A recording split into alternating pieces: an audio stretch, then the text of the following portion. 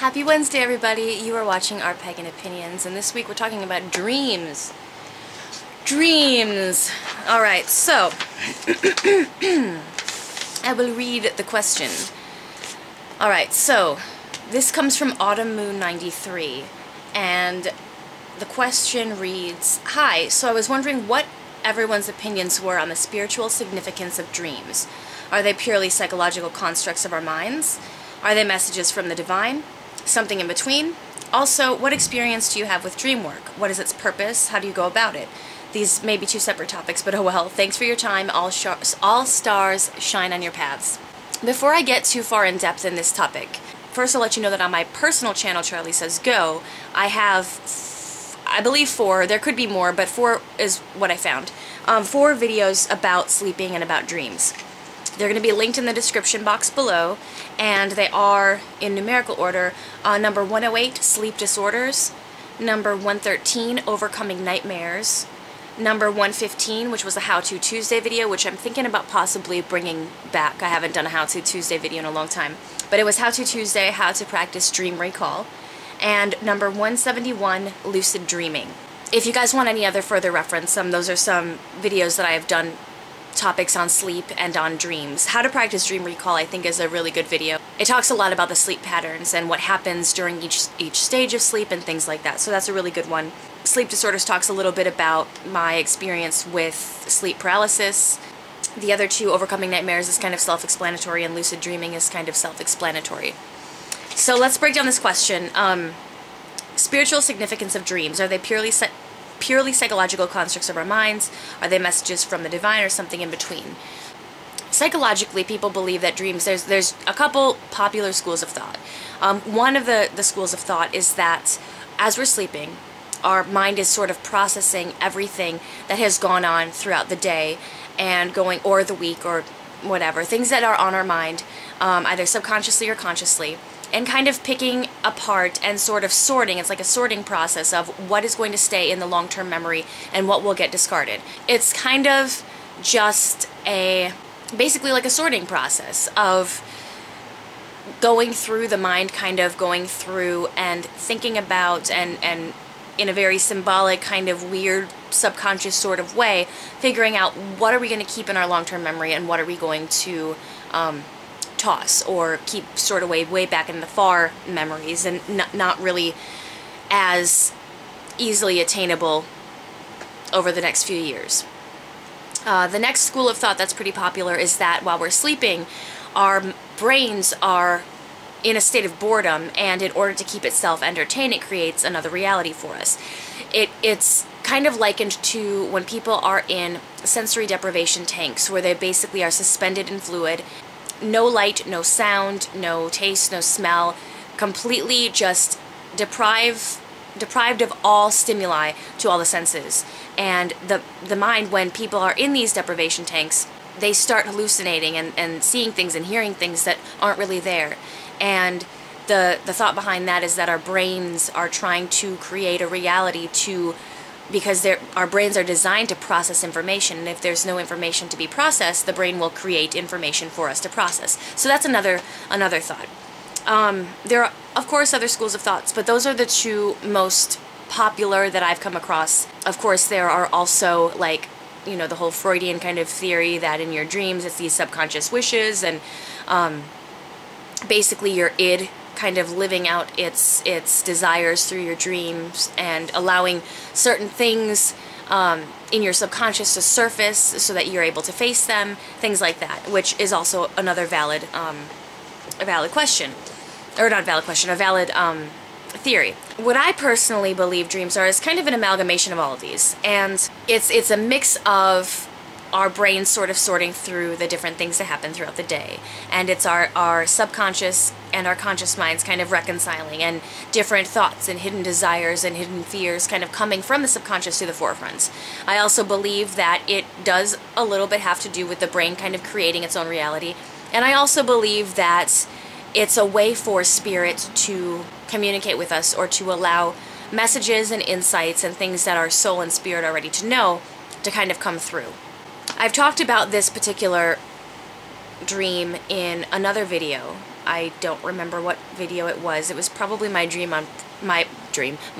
on precognition, but I don't remember.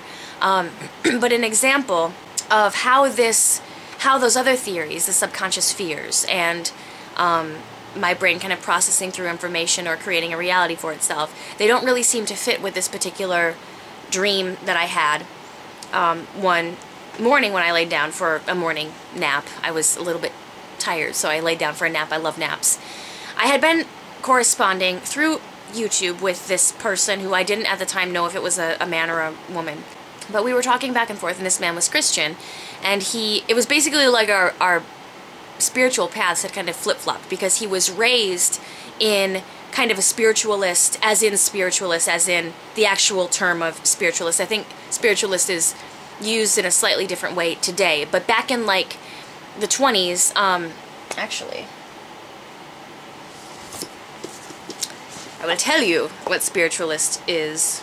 Let me find it. Spiritualism. There is no starting point when spiritualism can be said to have begun. In prehistoric times, people were motivated to seek out unseen and unknown entities who controlled things. Hence, a sun god or a rain god was created and worshipped because the sun and rain were essential to well-being. Blah, blah, blah, blah, blah, blah, blah. Beliefs. Spiritualists believe that there are other planes of existence. For example, the next plane up is similar to our earthly one, but operates at a higher rate of vibration and luminosity. One method of service in spirit is to communicate and help illuminate those who are living on the earth plane. Mediums in the spirit world and mediums in the physical world adjust their vibrations to enable communication between the two planes to take place. Spiritualism has a lot to do with contact with the dead and contact with beings not of our earthly plane. So someone may claim the word spiritualist in that they're a very spiritual being or feel spiritual, but the actual spiritualism as a movement or as a system really ties back a lot with like mediumship. So back in the 1920s, it was really popular with seances and things like that. And this gentleman that I was speaking with was raised in a spiritualist family, in a family that practiced spiritualism. They had a lot of seances. They were very active in their community as far as spiritualism was concerned. And he later converted to Christianity and now thinks that all of those other things are of the devil. My story was that I was raised Christian, found that it didn't really resonate with me, and I moved into paganism. So we were having this long conversation back and forth, kind of each of us hearing the other one out and then giving our own points on our conversation. And I went to sleep, and I had a dream, and in the dream, because this guy was he was almost stubborn, and he was really, really nice, and it wasn't a heated conversation at all, but he was very stubborn. And in the dream, I woke up from my dream, in my dream, and I walked to my living room where my laptop was at the time, and I sat down at my laptop just like I normally would sit down, which was, I sat down cross-legged, I flipped my laptop like up so that it was on my legs, like my legs are right here and it's tilted up at me. That's how I always sat with my laptop. And I got on YouTube and I looked at my inbox and I had this message from a woman whose name was Caitlin and then some numbers, like Caitlin 99025 or something like that, whatever the numbers were. But her name was Caitlin and it was spelled a very specific way. It was spelled K-A-I-T-L-Y-N. I just remember that the spelling of it was very significant and I saw it very clearly. In the message that I read in my dream, which was very realistic, she told me, "You're speaking with my husband. Please don't mind that he's brash. He's going through a really hard time right now. He just lost his daughter 6 weeks ago." And I woke up from that and I was like, what the hell? Because I hadn't been thinking about him. I had no idea why I dreamt this, why he was the focus of my dream, and why it was me responding to this or reading this message from this woman named Caitlin. Long story short, I end up telling him all of this, and because I just felt compelled to share it with him.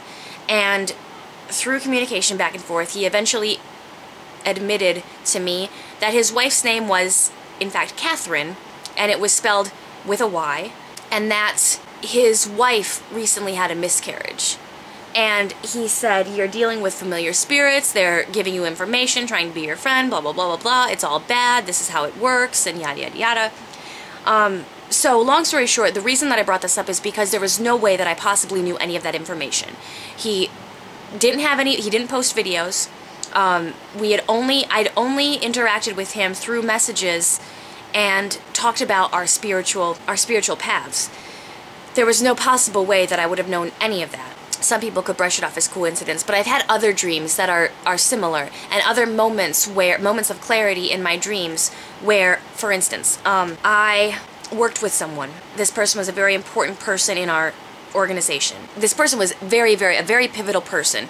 I had a dream that this person was fired, and I was like, this is so weird. And I shared it with a few people so that if in the event that it did happen, it happened, people would know, like, I told you I dreamt about this.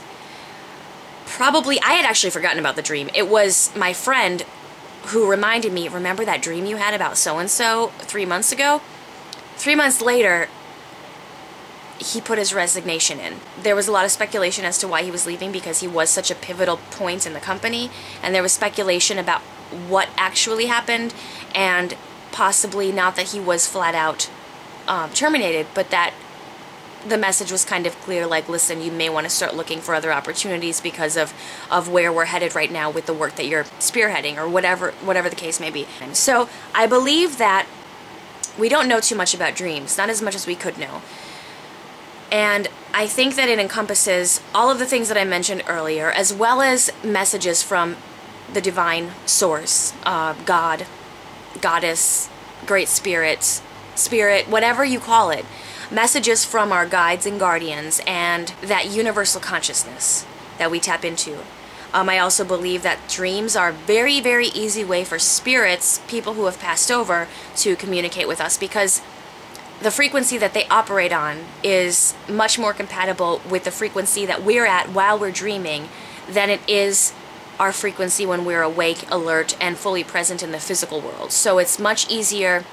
Just like it's easier for spirits to communicate with us through electrical means, like through lights flickering and TVs turning on and off and things like that, just like that's easier for them than flat out saying something and us hearing it, I believe that the frequency that we're at when we're sleeping is a very comparable and compatible frequency with the spirit realm. And so they're more easily able to contact us and communicate with us while we're dreaming, or while we're asleep and in that frequency. Okay, oh my gosh, I'm sorry this video wasn't supposed to be long. I thought that it was going to be an in and out video. Experience with dream work. What is its purpose and how do you go about it? So, dream work. I'm not exactly what we're talking about when we're just saying dream work kind of as a blanket statement, so I'll just kind of go with what I think it means, or what I'd like to talk about dream work specifically. Alright, so things like this, I don't even know why I have this book. It was $2 at Half Price Books, so I bought it. It's cool, you know, to reference every once in a while, but I don't use this book at all. For me, I think I mention it in Overcoming Nightmares. I believe that symbols. So I believe that there are universal symbols, but more importantly, I think that it's crucial for people to realize what certain symbols and elements in dreams mean for them. Like for me, I dream about staircases a lot. A staircase for me might mean something different than it means for you. And what I need to figure out is, or what it says in this book. Like for instance, stairs, very high stairs, will be jilted by your lover. That's what it says. I don't agree with that. Falling from stairs, own envy will cause suffering. Climbing stairs, unusual happiness and prosperity. See, I don't agree with climbing stairs always meaning unusual happiness and prosperity, because what if I'm climbing these really fucking scary stairs, these ones that are all rickety and falling apart, which is always what happens when I'm climbing stairs in my dream, or I'm climbing stairs to like outer space and I'm fucking freaked the fuck out. That's not climbing stairs. Climbing stairs with others, you have loyal friends. Descending stairs, disappointments in business. Descending stairs with others, danger through a secret. No, I don't agree with any of that, because I believe that it's our subconscious, or spirit, or our guides, or our minds, something telling us something that we need to know, and therefore it needs to be interpreted by us, by what we associate with certain things. So for me, a green pillow might mean something completely different than a green pillow means to you. So, okay, so like dream work, if we're talking about like decoding our dreams, I think that that's a very personal a very personal experience and something that's important to be done on a very individual level. It's important for people to do that on their own and figure out what their dreams symbolize for them, and finding out through different trends what's happening in their life at that time, that they dreamt about an elevator crashing 6 months ago and now they dream about an elevator crashing now. What's similar going on in their lives? What can they figure out from that? And that's why dream journals and regular journals are very important, I think. So this doesn't do it for me. Other things with dream work, lucid dreaming is one. Now, lucid dreaming is when you are, okay, I'm going to explain something here. Some people, confuse lucid dreaming with astral projection. Lucid dreaming and astral projection are two completely different things. They're not the same thing. If you are aware what a lucid dream is when you are in your dream and you are aware of yourself dreaming and you are able to control elements and situations in your dream. You are able to stop yourself from falling off a building. You are able to change the scenery. You're able to jump out of your dream. You're able to jump into a new setting. That's lucid dreaming. Not to be confused with vivid dream, which is just a very vibrant, realistic looking, very like all of the illustrations in this dream just kind of pop and it's very realistic. That's a vivid dream. A lucid dream is when you are in your dream and you are consciously aware of yourself dreaming and you're able to change elements if you so wish, and you're able to kind of direct which way the dream goes. That's dreaming. That is while you are asleep. Several months ago, there was a bunch of stuff going around YouTube about astral projection. Astral projection, for one, it takes a lot of practice to be able to fully astral project. Astral projection is basically, it's also referred to as out-of-body experiences, which can happen voluntarily and involuntarily. There we go. When people are having a near-death experience, a lot of times they'll have an out-of-body experience. Astral projection is when your astral body, or your spirit body, or your ether body leaves your physical body. Astral projection is a completely conscious experience. You are not asleep. An easy way to remember this is during a lucid dream, how you can tell the difference between lucid dreams and astral projection is when you're lucid dreaming, you wake up. When you are astral projecting, you come back. When you're lucid dreaming, you are sleeping and you are asleep. And you wake up from your dream and you think, wow, that was a really cool dream. When you are astral projecting, you are away from your body, fully conscious, fully awake, fully alert, fully aware of your surroundings, and you come back to your body. And your body is lying there lifeless and kind of on, all the vitals are kind of on autopilot. But you, the essence of you, is away from the body. So that's the difference. So when we're talking about like dream work, like we can talk about lucid dreams, which is where you are controlling elements of your dream, and that can be a lot of fun, especially if you can do it voluntarily and you can consciously will yourself to lucid dreams. Sometimes for some people, for a lot of people, myself included, I haven't gotten to the point where I can like voluntarily lucid dream. It just sort of happens whenever it feels like happening. Astral projection does not fall into dream work because astral projection is not dreaming. Astral projection is like its own thing. You are leaving your body and going off and experiencing either other worlds or other astral levels or just even your own surroundings and your room. But you are not dreaming. It's not a dream. It's a fully alert, conscious, awake experience. So I wanted to throw that out there just for anyone who's interested in either learning how to consciously and voluntarily lucid dream, and those who are looking to learn how to astral project, which a really good channel to learn a lot about that is actually Lucid Philosophy. He is awesome, and he shares his experience with astral projection and attempts at astral projection and techniques he's found and stuff like that. So Lucid Philosophy is a really good channel to check out. Yeah, basically just the difference between the two, so that if both are new concepts to you, you have a clear understanding of what is what. Because when I kind of realized that people thought that lucid dreaming and astral projection were the same thing, they're not. So anyway, what is DreamWork's purpose and how do I go about it? DreamWork for me, logging, keeping a log of your dreams. I have a couple different journals here. This one is black. This is my shadow work journal and conscious shadows and digging into shadows. This is a brown book, and this is it's all dream records of my dreams and different things that, and a lot of it is like, it looks like this. Because what happens is, at night when I wake up from a dream, I don't turn the light on. I have a pen and my dream journal by my bed, and I just write down, like, for instance, insecure, jealous, what does that say? Cool, I don't know what that says. Contest, ritual, tickets, St. Patrick's Day, hiding, a bunch of names of people who are in the dream, car seats. Basically what I do is while I'm still in, because, oh, I won't even go into it. The tips are in 115 How to Tuesday, How to Practice Dream Recall. I think that I have some tips in there. So why dream work is important is because it allows you to kind of go through and find what are some common recurring themes. Because if it's a one-off situation, whatever, it could have had something to do with your day. That's just sort of, whoa, that was a weird dream. I ate something weird before bed.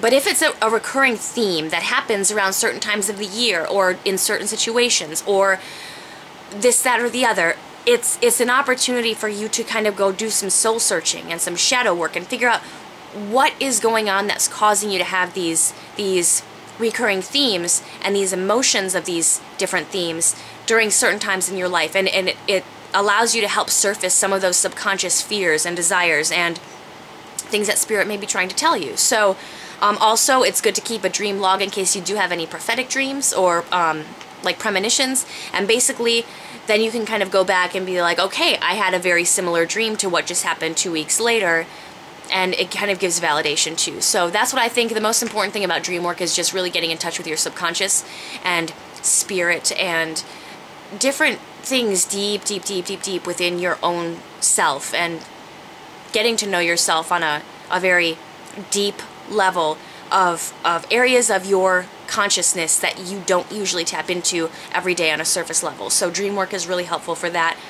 What I do for dream work is simply journaling and referring back to dreams and noting different trends and things like that. So anyway, I hope this was helpful. I'm so sorry it was so long, and I will talk to you guys all next week. I think next week might be subs week, but I think we have one more week before subs week, so, but it might be subs week. So if I don't see you next week, I'll see you the week after. Otherwise, we'll plan on seeing you next week on Wednesday. I love you guys. Blessed be.